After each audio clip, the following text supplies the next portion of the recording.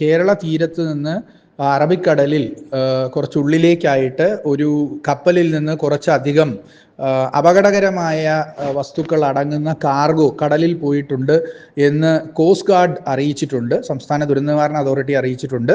കേരള തീരത്ത് ഈ കാർഗോ വന്നടിയാനുള്ള സാധ്യതയുണ്ട്. ഈ കണ്ടെയ്നറുകളും അതുമായി ബന്ധപ്പെട്ട് എണ്ണയും.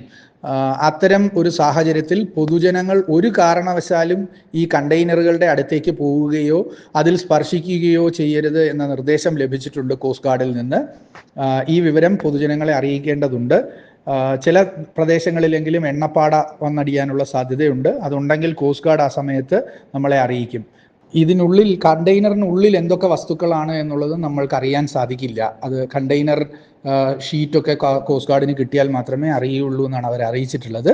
നിലവിൽ ഇതിൽ ഡേഞ്ചറസ് ഗുഡ്സ് ഉണ്ട്, എണ്ണയുണ്ട്. അതുകൊണ്ട് പൊതുജനങ്ങൾ ഇങ്ങനെ കേരള തീരത്ത് വന്നടിയുന്ന ഒരു കണ്ടെയ്നറും ഒരു വസ്തുവും അപൂർവമായി കാണുന്ന ഒരു വസ്തുവും സ്പർശിക്കരുത്. അത് അന്നേരം തന്നെ ഏറ്റവും അടുത്തുള്ള പോലീസ് സ്റ്റേഷനിലോ 112 അറിയിക്കേണ്ടതുണ്ട്.